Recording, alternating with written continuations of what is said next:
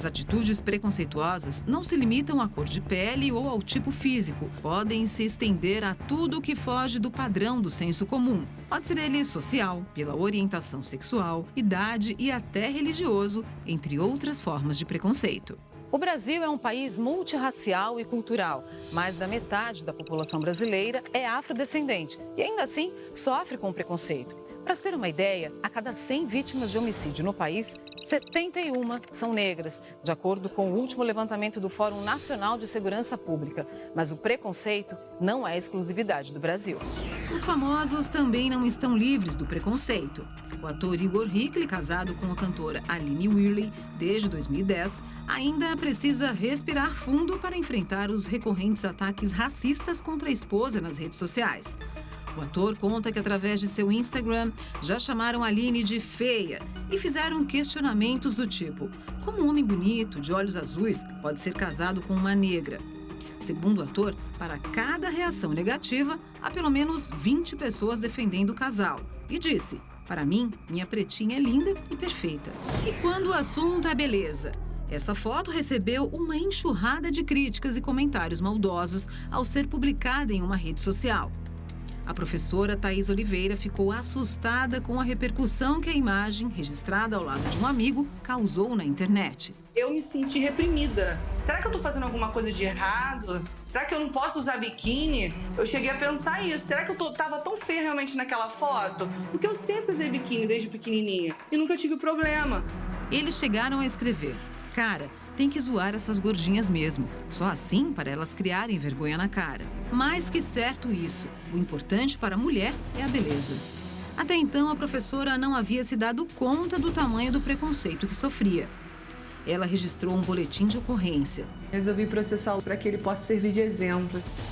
E como vocês viram aí na abertura do programa, o nosso tema principal de hoje é preconceito. E agora vocês vão conhecer a história da Maria Helena, que quase tirou a própria vida e a vida da filha, tamanho desespero em que ela se encontrava.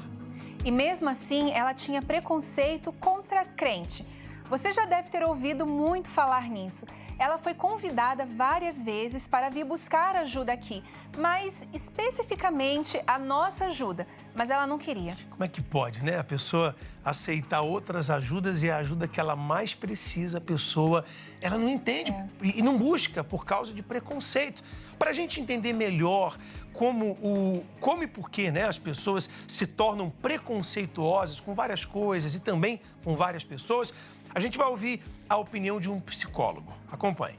O preconceito é um juízo pré-concebido e ele é atuado através de uma atitude discriminatória. Então você cria um juízo, cria uma ideia e aí tende a colocar aquela pessoa ou aquele grupo às margens da sociedade. Na verdade, todas as pessoas têm um pré-conceito, um pré-julgamento. Então nós vamos criando percepções através de várias influências, da influência familiar, da influência cultural, da influência da religião, da mídia, e a partir disso nós desenvolvemos uma crença, uma visão sobre um objeto ou pessoas e também comportamentos.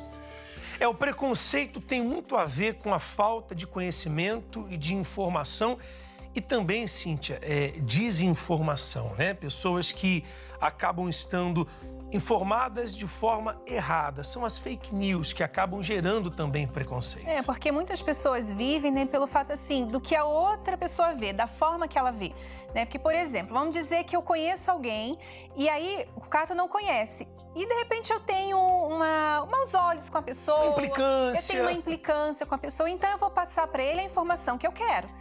Então, é claro que ele vai acabar olhando para outra pessoa com os meus olhos, mas isso não quer dizer que eu estou certa. Claro, e existem pessoas que acabam tendo como informação uma única fonte. Não pesquisa, não procura saber por quê, né? E mesmo pessoas com a vida destruída, com o casamento arruinado, não conseguem enxergar que precisam de ajuda. Foi assim, inclusive, que viveu a Maria Helena durante muitos anos. E vocês vão ver quanto sofrimento ela passou, quanta coisa estava dando errado na vida dela por falta de esperança. Então vamos conhecer a história dela. Acompanhe.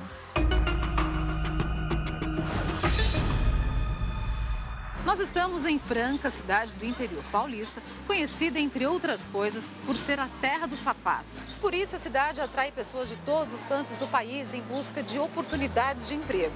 Foi assim com o Francisco e a Maria Helena. Ela nasceu em Minas Gerais e veio de uma família pobre com 6 irmãos. A infância foi de muitas brigas dentro de casa. Era uma desunião tamanha, sabe? Eu sempre fui muito justa, sabe? Então, devido do meu irmão ser muito injusto, aí surgiam as brigas. Teve uma tarde, a gente, assim, tivemos uma briga tão feia, eu e meu irmão, mas tão feia. Foi aonde que ele pegou uma arma e ele tentou atirar em mim.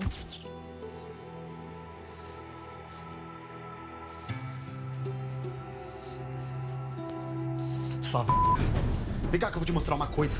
Deixa de ser metida besta. Você não pode falar assim comigo não, idiota. Cala a boca. Cala a boca. Você é imbecil. Quer mandar em tudo. Vai fazer o quê? Me bater? Não, irmãzinha, vou fazer melhor pra você com você.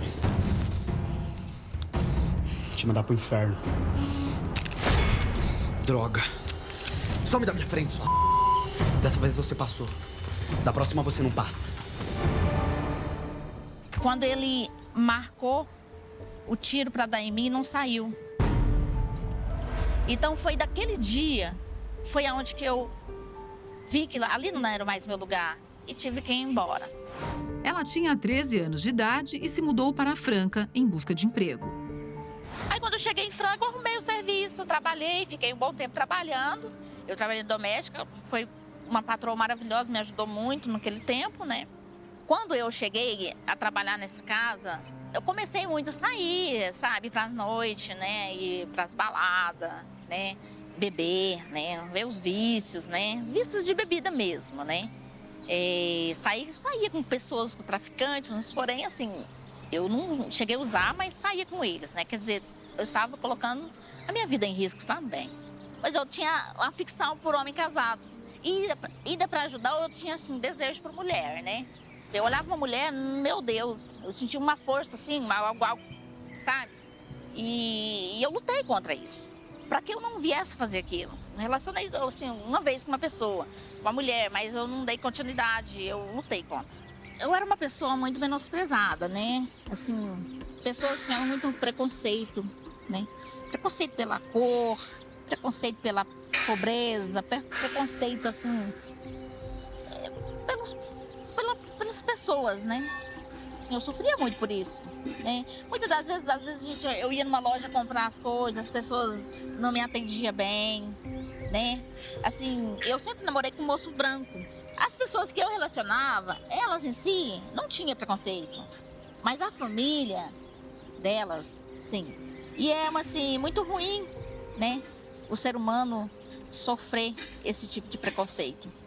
E aí, com um tempo passa, né, tipo assim, veio umas perturbações na minha mente, ouvir vozes, né, ver vulto, a pessoa me chamava pelo meu nome, naturalmente, assim, durante o dia, à noite, aí eu não tive, assim, não tinha sono, assim, para dormir, à noite eu dormia muito mal, né, aí eu passei a ter síndrome do pânico. Passei a tomar uns remédios, mas não adiantava, porque eu tive uma depressão profunda, uma tristeza profunda. Aquela tristeza que não dá para explicar, é só quem passa que sabe. Eu só queria sair daquela situação, eu só não queria viver aquilo. Eu só não queria sentir aquela dor. Aí foi onde eu me envolvi com uma pessoa, né? E nesse período eu estava com uns 16 para 17 anos. Eu fiquei grávida. Ele tinha 28. Ele era uma pessoa já compromissada. Quando eu contei pra ele, ele não reclamou, não falou nada, simplesmente me deixou, não me deu suporte. E eu fiquei sozinha. Se eu tava oprimida e deprimida, eu fiquei bem pior, né? Fiquei bem pior e aonde que aí acarretou mais problema, né? Se eu já não dormia, aí passei a não dormir menos ainda, né? A depressão aumentou, tudo aumentou. As vozes que eu ouvia, aí eu chorava mais, eu chorava dia e noite. A esposa dele descobriu. ela começou a me perseguir. Ela queria por toda lei me matar, acabar comigo. Ela ligava nas altas horas da madrugada, mandava pessoas atrás de mim. Às vezes eu estava no centro da cidade ou ia em algum lugar, eu olhava para um canto, eu sempre via alguém diferente me olhando. Eu sabia daquilo, porque um dia eu cheguei na minha casa e ela ligou e falou assim, me chamou o nome, né? E falou para mim, você se livrou por pouco.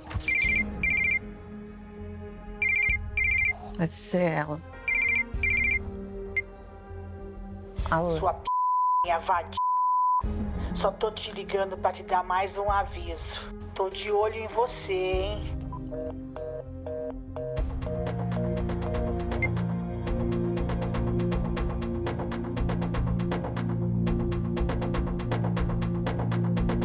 Caramba. Eles estão aí fora mesmo, não tá brincando não. Ela quer me matar. Desgraçada. A Maria Helena saiu da casa da patroa e foi morar com uma amiga. E ali aconteceu muita coisa. Foi onde eu tentei matar minha filha, porque acreditava assim que toda a minha dor, a causadora seria ela. Naquele momento, como acarretou mais os problemas, eu incluía ela no meu maior sofrimento. Então eu pensei assim, eu mato ela e acabo com isso. Eu já vivia pensando em me matar, né? Em todas as minhas situações, eu só dava pensamento de morte. Daí aí aumentou mais ainda. Então eu peguei ela pelo bracinho e pela perninha e aonde eu comecei a jogar no sofá. Minha amiga tinha saído e eu aproveitei que não tinha ninguém e comecei a bater nela. Aí eu peguei ela pela perninha, né? E comecei a tocar na cabeceira do sofá. E batia e xingava como assim, não era eu. E eu batia ela e falei, morre, né? E falava os palavrões, né? E até que ela desmaiou e ela vomitou. Aí foi quando eu vi que ela estava molinha, eu acordei e falei, poxa, eu tô matando ela. E aonde eu parei? Ela tinha 8 meses. Aí eu parei. Só que eu, assim, não matei ela naquele momento, mas eu era muito ruim, sabe? Eu passei a ser uma pessoa muito ruim. Eu passei a ser uma pessoa que eu queria descontar nela tudo que acontecia comigo, sabe? Não aguentando mais aquela situação, ela saiu de casa determinada a acabar com o sofrimento. Pegou a filha nos braços e seguiu em direção a uma rodovia decidida a se matar. Só que no meio do caminho ela recebeu um jornalzinho que mudaria o rumo da história. Não aguento mais. Não aguento. Preciso fazer alguma coisa. Ah, para também, tá? Desde que nasceu, tudo piorou. Culpa é sua. Não tem mais jeito não, a gente não tem futuro. Acabar com essa vida desgraçada. E no caminho, eu indo, alguém me falou sobre uma palestra. Moça, o que tá acontecendo? Quer ajuda? Tá precisando de alguma coisa? Não tá acontecendo nada, deixa em paz. Calma, moça, eu tô vendo que você não tá legal. Deixa eu acalmar sua filha. Vai cuidar da tua vida, tá? Sai fora, sai. Só um minuto. Vem cá. Vamos tomar uma água. Vamos sair daqui, é perigoso aqui, vem comigo. Ah, que bom. Vocês vão acabar sendo atropeladas aqui. Ah, mas é isso que eu quero, seria ótimo, porque já acaba com esse perno de vida. Tá, ó, você tá perdendo seu tempo, tá bom? Vai embora, sai fora. Não tô não. Você tá precisando de ajuda e eu quero te ajudar. Eu garanto que depois você vai se sentir muito melhor. Eu frequento uma reunião aqui bem pertinho. Eu não vou. Essa pessoa me evangelizou, me falou de um jornal, me deu um jornal. No qual, naquele jornal, havia um testemunho de uma pessoa que era igualzinho o que estava acontecendo comigo, sabe? É uma história que estava contando naquele testemunho que era a minha vida. E por causa daquele jornal, eu voltei. Mas o preconceito de ir até esse lugar, eu tinha. Eu tinha porque eu não gostava. Primeiro, eu não gostava de crente nenhum. Eu tinha preconceito, né? Tinha raiva de crente. Crente em si, eu não gostava. sabe? Então, assim, eu me sentia bem perto de um crente. Só de ele falar comigo, eu já achava meio que, né? Eu não gostava, não queria ouvir. Então, eu não queria ir. Eu tinha medo, eu tinha preconceito de o que as pessoas iam achar. Mas eu não tinha outra alternativa. Ou era ir, ou era abraçar aquela situação, aquela palestra e colocar em prática, obedecer. Ou então, eu tinha que me matar, não tinha outra saída, não tinha outro jeito. Olha, é realmente impressionante, né? Como mesmo a pessoa estando à beira do abismo, o preconceito ainda se mantém. Mas quando ela estava bem lá no fundo do poço, apareceu uma luz e ela se permitiu abrir a mente e se dar uma chance. Mas ela só se deu essa chance depois de chegar no fundo do fundo, né? No fundo do fundo, No último pavimento, depois do fundo do poço. Porque tem gente, Cíntia, a exemplo dela, que tá no fundo do poço, mas de salto alto, né? Porque quando há esse preconceito, a gente pode dizer que também é orgulho. Você vê que ela, pelo menos no caso dela, a gente percebe esse orgulho. Só que foi quebrado junto com a vida dela. A gente vai ver como que tudo mudou, como que a vida dela se transformou quando ela aceitou e passou a vir às palestras. Acompanhe. Só 15 dias depois, né, de eu estar lendo o jornalzinho, eu venci os preconceitos, venci a mim mesmo e fui até a palestra. Quando ela chegou próximo ao endereço onde aconteciam as palestras, ela simplesmente não encontrava o local. Chegou a dar 3 voltas no entorno e nada. Até que quando estava quase desistindo, encontrou aquela mesma pessoa que entregou o jornalzinho para ela, que encaminhou até o local. Fui até essa palestra, foi muito bom para mim. Algo de bom aconteceu comigo naquela noite, né? Por quê? Porque os pensamentos de suicídio acabaram. Eu não pensei mais em morrer, não pensei mais em matar minha filha. Algo aconteceu ali, né? Eu conheci um rapaz, eu casei com ele, tive um filho com ele, ele me ajudou bastante, só que, porém, ele me traía. O casamento durou 12 anos até que chegou ao fim. Depois de muito tempo, ela se casou novamente. O marido parecia ser tudo o que ela procurava. Mas uma bela noite, numa certa noite, ele me acorda buscando ar e ele faleceu. Ele tentando ali, eu pedindo ajuda e eu pedi socorro, meu Deus, me ajuda. Não, não vai morrer, não morra. Não, não, Jesus, não. Mas não teve jeito. Foi a questão de 15 minutos, ele já não existia mais, ele morreu. Ele teve um infarto, foi fulminante, não teve jeito. A gente estava casado 7 meses. Pode ser que alguém que casou por uns 10 anos não foi tão feliz quanto nós dois foi por 7 meses. Eu fiquei muito mal, eu fiquei muito assim... Não dá para explicar a situação, porque assim, era uma dor, mas era algo forte que tinha dentro de mim. Porque como eu passei a fazer certo, eu passei a obedecer o que vinha da palestra. Então, aonde dentro de mim havia uma força. Então, assim, doía, mas algo dentro de mim me dava suporte, entende? Então, assim, eu suportei, foi duro, mas eu suportei. Deus, assim, em um ano me preparou outra pessoa. De uma família de colonos, o Francisco também é mineiro. Aos 14 anos de idade, ele se mudou com toda a família para trabalhar numa indústria de calçados. Na minha adolescência, aqui em Franca, nós trabalhávamos durante o dia das 7 às 5, depois estudava à noite. Era uma rotina, assim, de trabalho para casa, de casa para a escola. Era essa rotina normal. E final de semana, alguns dias, final de semana, nós íamos numa danceteria, só assim, coisa mais light. Eu com 18 anos, eu conheci uma pessoa e nós namoramos quase um ano e se casamos. Nós começamos a namorar, aí, tipo assim, aconteceu as coisas que não deveria acontecer antes. A família falou, não, agora vocês têm que casar. Aí casou meio na pressão mesmo. Mas eu gostava dela, casei por vontade minha, mas só que a família acelerou a situação. Aí nós casamos, ficamos quase 20 anos casados. No começo foi bom, Mas só que ela era muito nervosa, sabe? Eu tinha que entender a parte dela, que ela, qualquer coisinha, ela não aguentava segurar, ela discutia mesmo. Com 18 anos, mais ou menos, nós começamos a ter muitas discussões, sabe? Casamento, briga. Foi aí que eu não conseguia aguentar e eu me separei.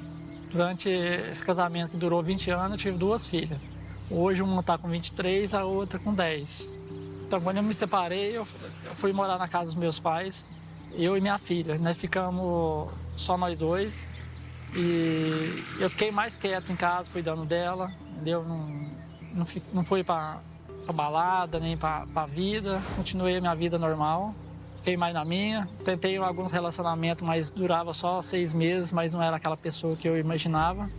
O problema mais era a conduta da pessoa. Se eu sair de um relacionamento complicado, perturbado, assim, em termos da vida, eu não poderia entrar no outro igual.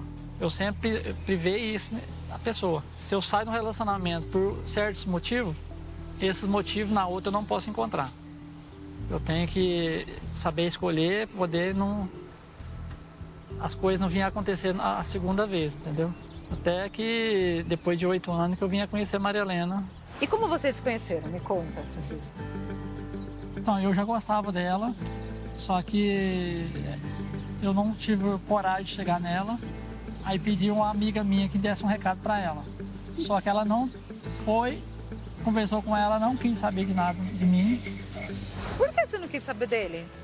Ah, eu não queria, não gostava dele, né? Assim, não me simpatizava, né? Aí eu encontrei ela na rua, mas só que eu não tive aquela vontade de conversar com ela, que eu vi que ela estava ferida, machucada com a perca do marido, né? Já tinha falecido. Aí eu dei um tempo e disse para mim mesmo, o dia que ela passar na minha reta já era. Laça ela. E aí, ele te laçou? Então, né? Aí devido de uma... Eu tava tirando carta de habilitação, né? Devido a isso foi que uniu a gente. Por quê? Por quê? Porque assim, eu não tava dando conta só com o professor, né, da autoescola. E aí um dia eu assim, muito sozinha lá em casa, naquela, né? Eu fiz uma oração, falei, meu Deus, agora não tem meu marido que se foi, e agora eu não tenho ninguém que me ajude. E agora, como é que fica? Quando eu sentei no sofá, essa benção me liga.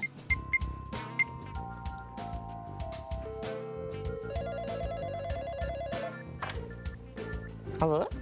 É Maria Helena? É sim. Quem que tá falando? É o Francisco, lembra de mim? A gente já se viu na reunião. Tô te ligando porque sua amiga Jerusa falou que você não tá conseguindo tirar a carteira de motorista. Quem sabe eu posso te dar uma mão? Como que você conseguiu meu telefone, hein? Ah, eu achei na lista.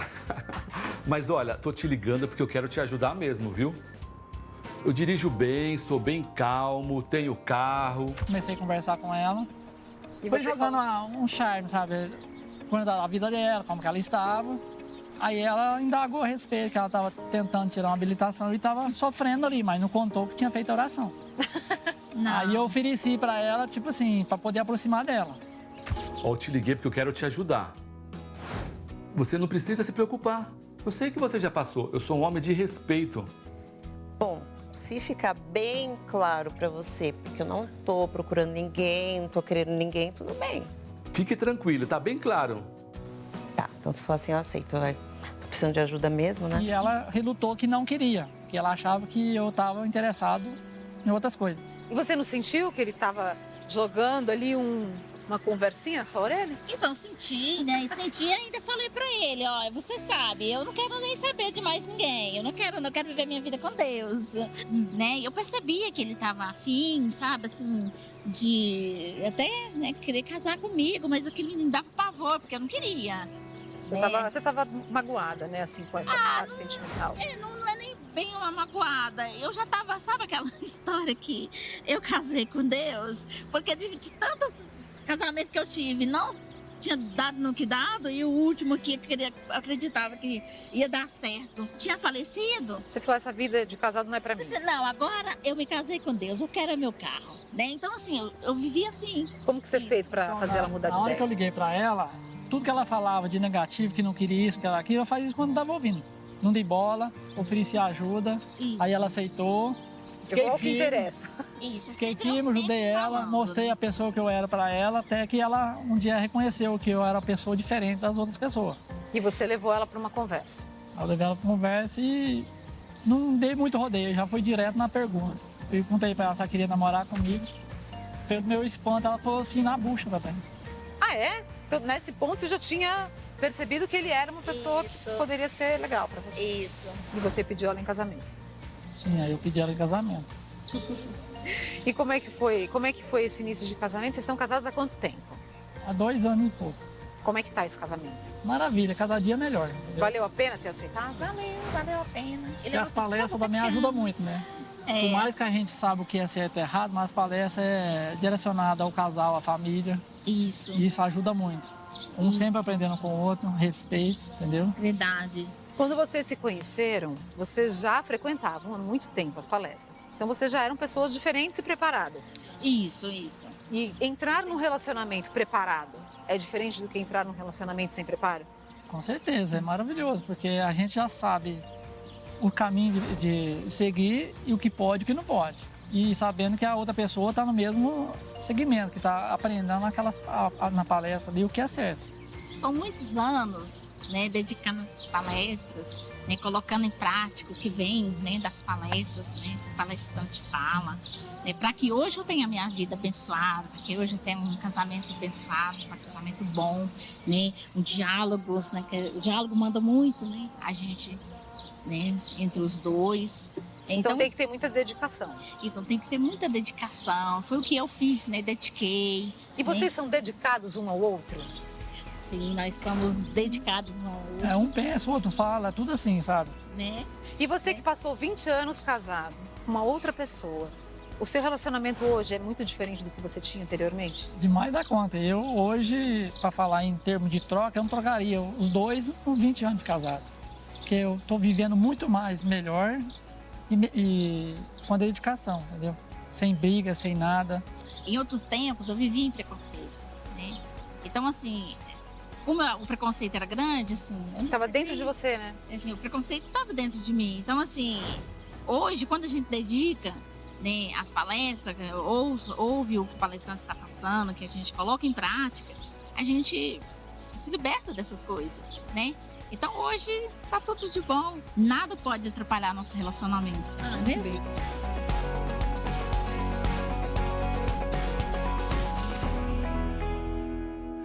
Só podemos parabenizar aí a Maria Helena, ao Francisco, pelo casamento sólido que vocês têm hoje, pela escolha que a Maria fez, né? Se livrou do preconceito e se deu essa opção, se deu essa oportunidade de ser feliz.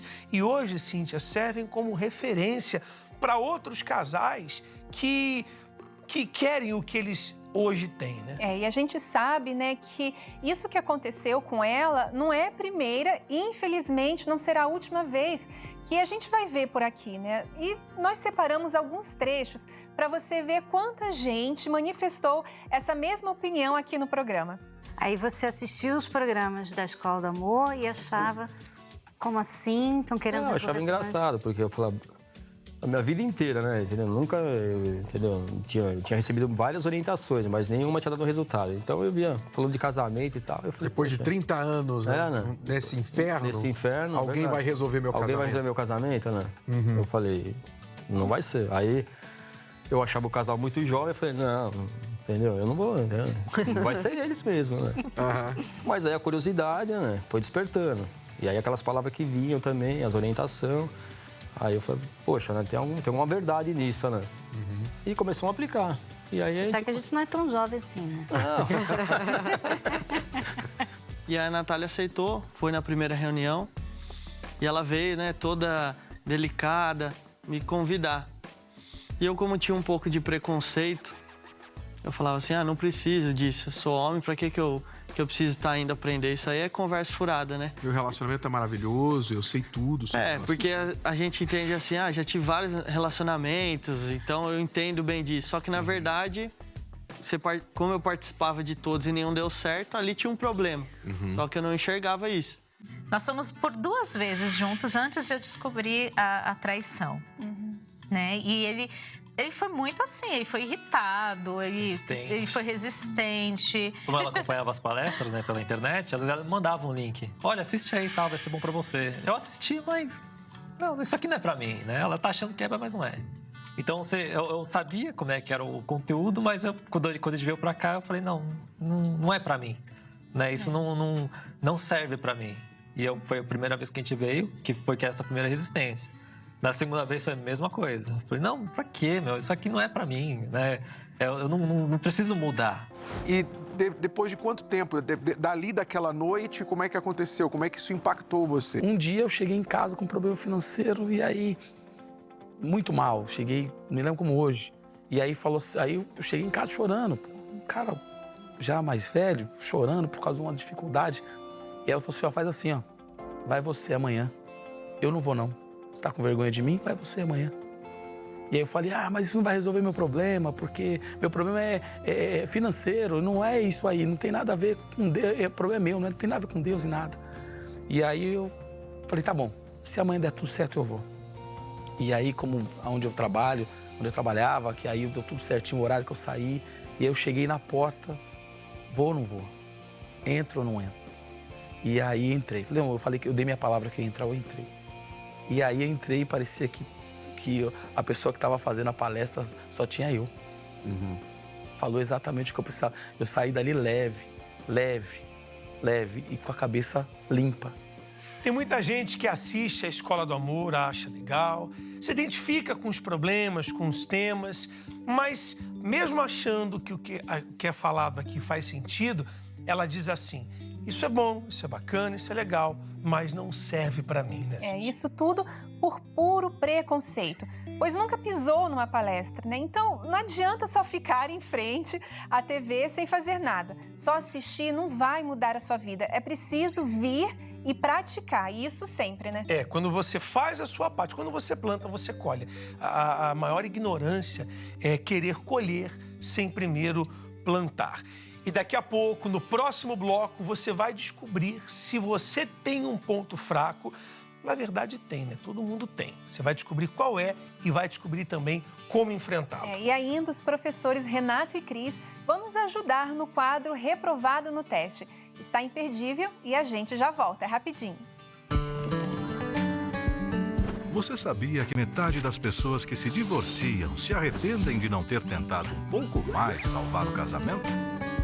Ninguém casa para se separar. Mas, às vezes, parece não ter solução. Espere, você ainda não tentou de tudo. O livro Casamento Blindado já ajudou milhões de casais no Brasil e no mundo a evitar o fim da relação. Mesmo se o parceiro não quer mudar ou parece irredutível, dê a si mesmo esta chance. Leia Casamento Blindado 2.0. O seu casamento à prova de divórcio. Nas livrarias ou receba em sua casa pelo site casamentoblindado.com.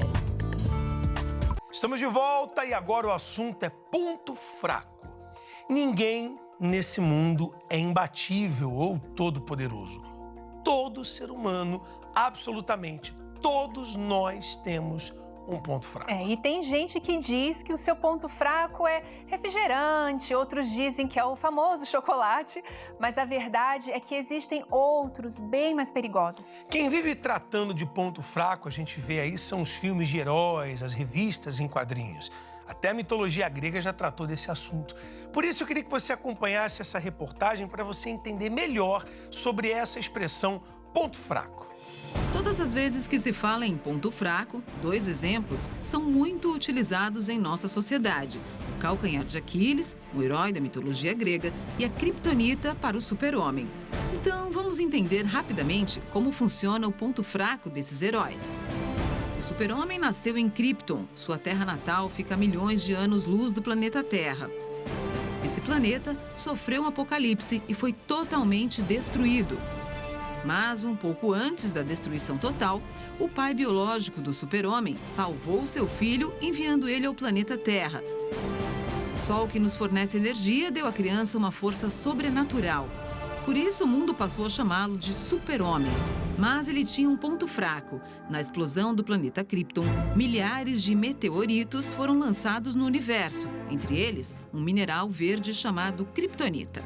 Essa pedra venenosa é capaz de sugar as forças do Homem de Aço. E claro, seus inimigos descobriram e tentaram utilizá-la muitas vezes contra o Homem de Aço.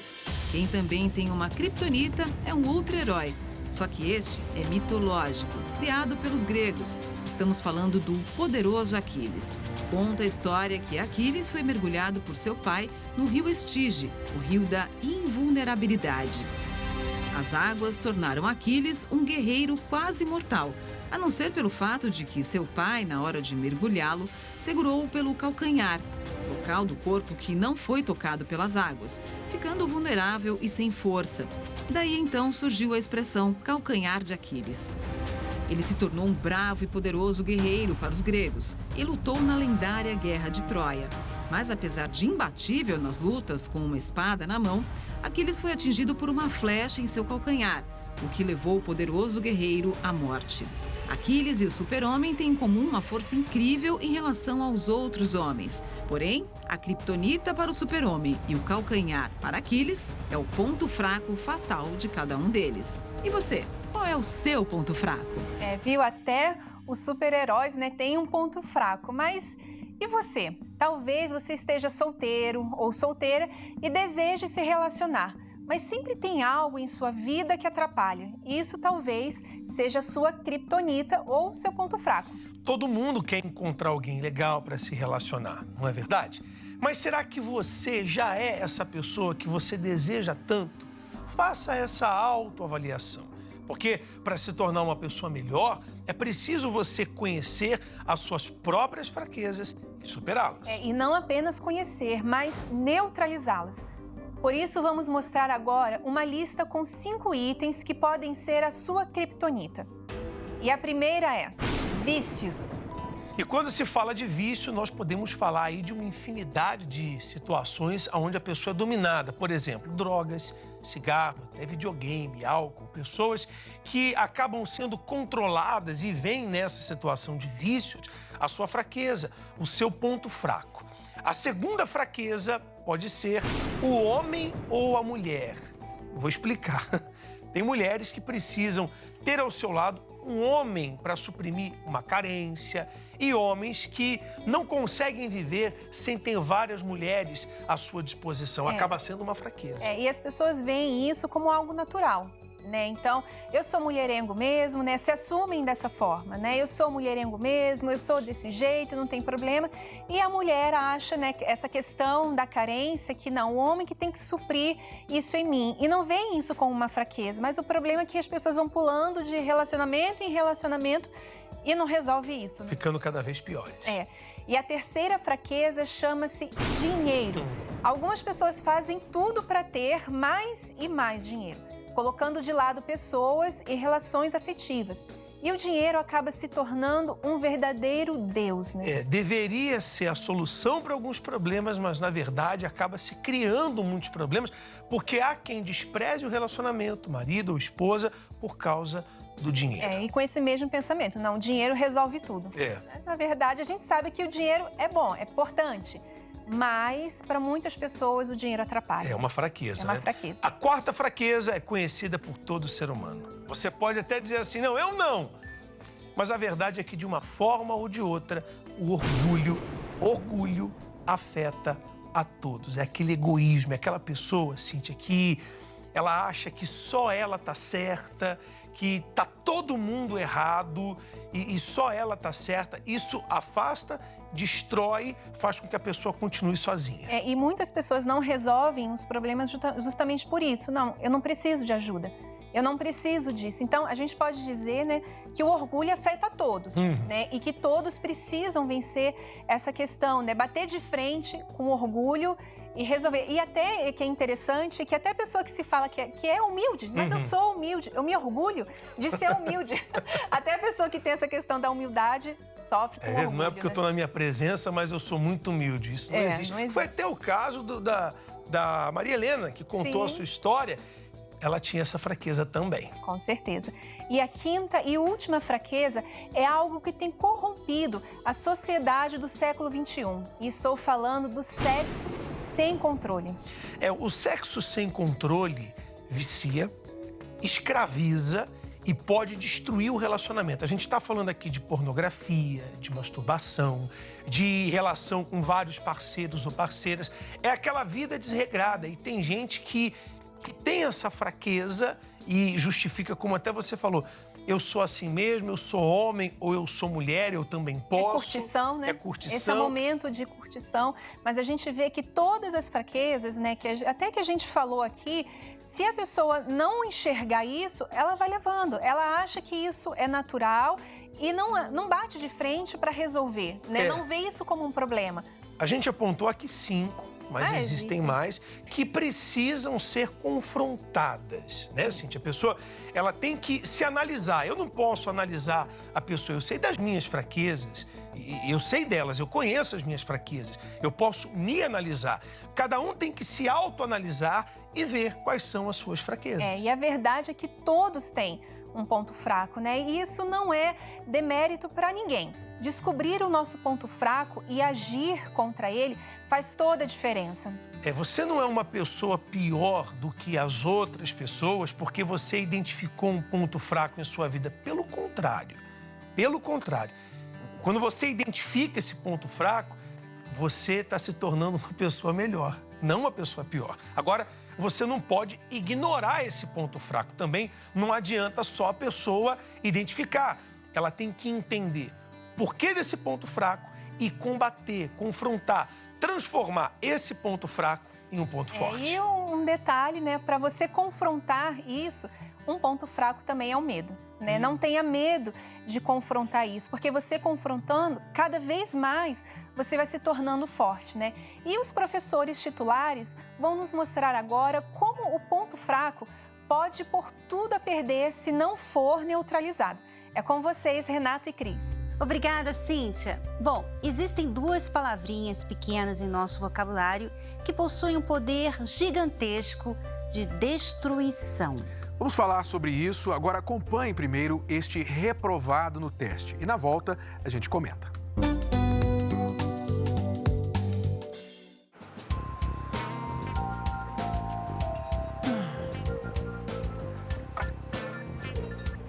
Quer saber de uma coisa, Beth? Eu tô achando que a gente veio aqui para passar fome e não para comer. Então, a próxima vez, Ricardo, vê se você sugere um lugar pra gente jantar, porque eu tô cansada de dar um monte de sugestão e você só reclamar. Beth, Tudo bem. Ô, garçom, a comida vai demorar muito? Muito provavelmente menos do que suas horas de trabalho. Extra, né? Porque, inclusive, eu não sei se você se lembra, a gente tá aqui porque eu tô cansada de jantar sozinha. E você sabe o porquê que eu vivo lá me matando fazendo hora extra, dona Beth? Porque você estoura o cartão de crédito todo mês. Se você torrasse menos o cartão de crédito ou arrumasse um trabalho, talvez eu pudesse fazer menos hora extra. Ricardo, eu não tenho mais meu marido em casa. Eu não tenho mais o que fazer. Não? Então eu vou torrar o seu cartão de crédito, sim. Dá licença, vai, Beth. São 10 horas da noite, eu tô com a mente cansada, eu trabalhei o dia inteiro. Não é à toa que falam que o vinho com o tempo fica cada vez melhor. Porque você fica cada vez mais chata. Tintim.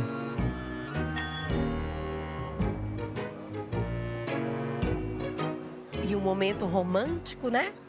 Ficou lá no passado. Passou lá pra trás.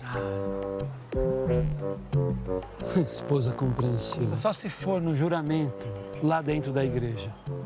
Aliás, quer saber de uma coisa? É sempre assim. Eu sempre cansado e você sempre implicando comigo. Implicando? Sim, senhora. Ricardo, mas que engraçado como você mudou, né? Eu mudei? Sim, porque não era assim. Com as outras não eram assim. Não? Não. Que outras? Não, com as suas outras namoradinhas, sabe por quê? Obrigada. Era viagenzinha pra cá, viagenzinha pra lá, amorzinho, fotinho. Agora comigo, sabe quando foi a última vez que a gente ficou junto de verdade? Quando que foi? Sei lá, acho que foi em 1990. Como você é exagerada. Exagerada, eu? Você não tá falando a verdade. Eu não tô falando a verdade, Ricardo. Então você esqueceu de dezembro do ano passado, foi? Você tá bem louco, Você né? esqueceu que você me deixou 2 horas no carro, que você esqueceu de guardar minha roupa na mala? Eu? Sim, senhorita. Mas você tinha que ter vergonha de falar isso, Ricardo. Vergonha? É. Exagerado, né, Beth? Você lembra quando eu saí com um cachorro? Ai, eu te amo. Que você saiu gritando na rua, me mostrando a mensagem do seu ex no Facebook? No Facebook. Isso mesmo. Mas você é repetitivo, né? Olha, eu confiei em você, sabia? Que decepção. Não deletou. Você é muito cara de pau, né, Ricardo? Sempre. Sempre com desculpas. O passado da Dona Beth sempre presente. Saúde.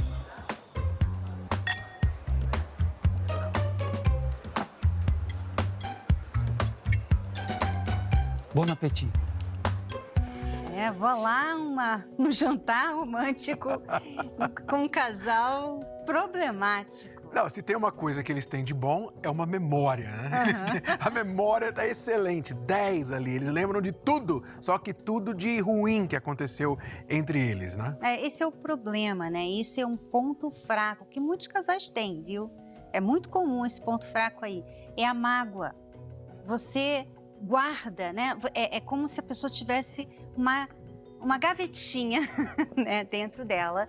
E aquela gavetinha é meio vermelha. Todas as outras são assim, nude, tá? E aquela gavetinha é vermelha, porque ela é aquela gavetinha que ela vai sempre abrir, né? Então, tudo que acontece no relacionamento, ela vai colocando naquela gavetinha. E toda hora que ela tem uma oportunidade para falar sobre aquilo, ela abre a gavetinha e começa a falar. E fala tudo. E uma coisa vai puxando a outra, como a gente viu ali. E o casal que vive nesta prática nunca consegue se acertar, porque eles nunca estão falando do presente, eles nunca estão, de fato, querendo resolver o problema. Ali é ficar jogando na cara um do outro os pontos negativos que sofreu lá no passado. Isso é um ponto fraco, fraquíssimo entre o casal. Agora, é importante você saber o seguinte, todo mundo tem ponto fraco, mas o que é diferente em alguns é que, reconhecendo o ponto fraco, a pessoa trabalha para protegê-lo, para fortalecê-lo, para que aquilo não seja mais uma abertura para os problemas na relação. Então, por exemplo, este casal, pessoas que estão passando pelo mesmo problema, precisam lidar com o rancor, com a mágoa e tirar esse sentimento do coração, aprender o perdão e aprender a olhar para frente. Assim, vocês vão proteger aquele passado que não vai mudar. O ponto fraco do passado sempre vai estar lá, mas vocês vão aprender a proteger isso, de ferir o presente e o futuro de vocês novamente. Esse ponto fraco deixa de ser uma ferida aberta e se torna uma cicatriz. Você pode até lembrar, mas já não tem mais nenhum rancor, né? Então, você lembra daquela viagem, como o casal falou, aquela viagem que ela esqueceu de colocar as roupas na mala, né? As roupas dele na mala. Vocês vão lembrar, quando vocês estão bem resolvidos, vocês vão lembrar disso rindo um do outro, né? Você lembra aquele dia que eu esqueci de colocar? É assim, porque é uma cicatriz. Então, por isso que o casal, Renato, tem que ver que a mágoa é ruim, faz mal, vai causar brigas, bobagens, brigas assim do nada, como aconteceu nesse reprovado no teste. Você vê que até um jantar, que era para ser um momento ali dos dois, se tornou um momento ruim. Tudo isso porque não foi resolvido. Agora, para resolver, você precisa lidar com o problema, lidar com o assunto. E uma das coisas que nós temos mostrado aqui em todos os programas da Escola do Amor é o papel importantíssimo que as aulas presenciais da Escola do Amor têm cumprido na vida de pessoas que precisam se curar, precisam aprender a perdoar, superar o passado e também a perdoar o parceiro. Você é convidado, você pode estar com a gente, estar com o Cucato, com a Cíntia, nesta quinta-feira, ou às 10, ou às 3 da tarde, ou às 8 da noite, no Templo de Salomão. Tem creche para os seus filhos, estacionamento no local, você não paga nada, são gratuitas as palestras. Anote aí o endereço, Avenida Celso Garcia, 605, a 5 minutos da Marginal Tietê. Bom, é com vocês, Cíntia Cucato. Obrigado, Renata e Cris, é sempre bom tê-los aqui no programa. Agora a gente vai ao Escola do Amor Responde, porque tem uma aluna nossa precisando da nossa ajuda, Cíntia. É isso aí. Bom dia, me chamo Cátila, tenho 27 anos, moro em Porto Seguro, na Bahia. Sou casada há quase 2 anos e meio e tudo começou depois do nascimento do nosso filho de 9 meses. Ele passou a querer sair sozinho, só com os amigos, e chegando em casa tarde, eu ligava, ele não queria atender, Quando eu chegava, eu perguntava onde ele estava e ele não queria responder, ficava nervoso, dizendo que não devia explicação para mim, que não nasceu grudado em mim. E devido a isso, as brigas só foram aumentando e ele pediu a separação, disse que vai sair de dentro de casa, porém ele ainda não saiu. E eu peço a ajuda de vocês para manter meu casamento, pois eu amo muito meu marido e quero continuar com a minha família, para criar nosso filho junto. Chamam para conversar e ele não aceita, ele não quer conversar, ele não entende. Para ele o que ele está fazendo é certo e eu explico a ele, tento conversar, mas não adianta. E ele está decidido a sair de casa. Então eu peço a ajuda de vocês, o que é que eu faço? Será que eu estou errada em querer tá perguntando a ele o que ele tá? Eu tenho que deixar ele viver do jeito que ele quer e aceitar? O que é que eu faço? O caso da nossa amiga é bastante complicado, a gente não entende muito o motivo pelo qual ele está agindo dessa forma, mas o que ela coloca ali, Cíntia, é que foi depois do nascimento da criança, né? De 9 meses para cá. Então, muitos fatores podem ter criado essa situação de afastamento. Um dos fatores pode ser mesmo o nascimento da criança. Ele não está sabendo lidar com essa situação. Ou ela, por conta da criança, se afastou dele. Não pode agir assim. Eu queria muito poder orientar ele, porque ele está errado. Ele não pode agir da forma que está agindo com a esposa. E o caso, né? No caso, você já falou com ele, você já conversou, você não está errada. Nesse caso, de chegar e até mesmo confrontá-lo, não de uma forma agressiva, mas confrontá-lo com respeito a isso, porque ele realmente está errado, né? Pelo fato dele não falar contigo, de você perguntar e ele não responder, está fugindo da situação, então não é errado. Mas agora, o que você tem que fazer, no momento, não fala mais nada. Porque você já falou, você já cobrou, você já fez tudo e não resolve. Então, o momento agora é você aprender a colocar limites nessa relação, de não só ameaçar, de falar assim, olha, você está vivendo dessa forma, eu não quero perder o nosso relacionamento, eu não quero perder a nossa família, mas do jeito que está, não dá. Você precisa tomar uma atitude. Então, é colocar um limite e ele saber que se ele não corresponder com isso, aquilo vai ter uma consequência. Porque é o que ele está fazendo. Ele fala assim, eu vou sair de casa e não sai. Então, quer dizer, porque você está aceitando isso? Eu vou ameaçar ela, vou continuar em casa, ela não vai fazer nada em relação a isso, ela só vai ficar falando comigo, então vamos deixar assim. Não. Olha, se você está agindo dessa forma, eu não vou aceitar mais isso.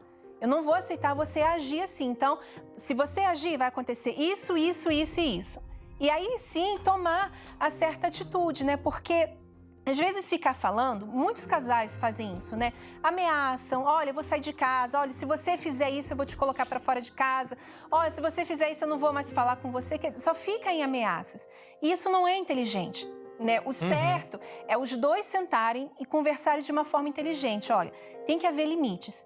Se você continuar dessa forma, a consequência vai ser essa, porque desse jeito não dá. Eu não quero perder o nosso casamento, é a nossa família. Só que do jeito que tá, não tem como continuar. E aí, ela buscar ajuda, né? É enfrentar a situação, amiga, de uma forma racional, não de uma forma emotiva. Exatamente como a Cíntia falou.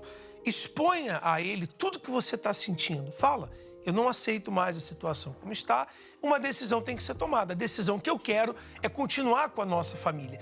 Faça isso sem medo, para ele entender. Ele tem que entender a sua posição nesse casamento. Senão, infelizmente, a situação vai piorando.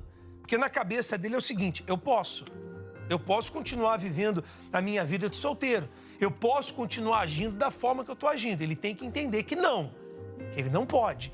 E quem faz ele entender é você. Mas isso que a Cíntia falou é de grande valia. Cuidado com a maneira que você fala. Existem várias maneiras de eu falar a mesma coisa. Escolha sempre a melhor maneira. E a melhor forma também é buscar ajuda nas palestras também, que você vai saber aprender muito mais a lidar com a situação, porque muitos também vêm a terapia do amor, as palestras, buscar até mesmo sozinho. A pessoa vem sozinha, não tem problema. Você aprende, coloca em prática e a outra pessoa vai enxergar isso também. Com certeza. Bom, até mais. Tchau, tchau. Já imaginou um lugar Que te mostrasse que aquela pessoa que foi embora não merecia tantas lágrimas. Que te mostrasse que se você tivesse tido um pouco mais de paciência, não teria se entregado por conveniência e se magoado tanto. Que te fizesse entender melhor sobre o amor verdadeiro e a sabedoria em poder vivê-lo.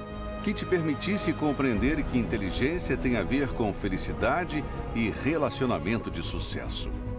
E que o amor merece também uma preparação.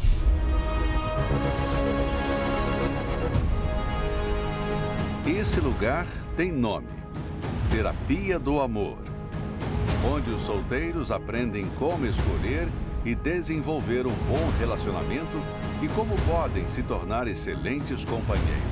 Eu era uma mulher muito ciumenta, nervosa, briguenta, mandona. E por esse motivo eu não dava certo com ninguém, né? Hoje a gente brinca o dia inteiro, hoje é só alegria na nossa vida. Eu achava que eu não tinha mais solução para mim. Inclusive eu falava que eu não ia mais casar, que eu ia ficar solteira pro resto da vida. Hoje a gente tá casado, tá bem, tem paz na nossa casa, na nossa família. Eu cheguei em casa e eu encontrei ele na cama com outra mulher. O meu casamento acabou minha vida, eu me cortei, eu tentei me matar. Hoje eu consigo viver, consigo sorrir, sinto felicidade.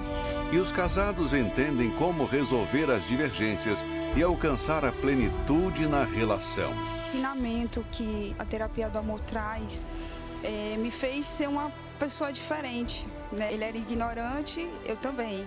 Eu era a rainha da coice, né? Como se diz também, não ficava atrás. O nosso casamento hoje é outra coisa, é como se a gente fosse outras pessoas diferentes. A terapia, ela se preocupa em primeiro lugar cuidar, né? Ensinar a gente a se conhecer interiormente, cuidar da gente, cuidar do nosso interior. Eu morria de ciúmes dela. Já joguei carro em cima de pessoas por causa dela, porque homens na rua olhavam pra ela e mudei totalmente. Não tenho ciúmes dela. Hoje tem confiança. Tenho confiança, hoje é total confiança. Se funciona? Já foram mais de 71 mil pessoas que se casaram na Terapia do Amor de norte a sul do Brasil. E quase 100 mil ao redor do mundo todo, em mais de 50 países, nos 5 continentes.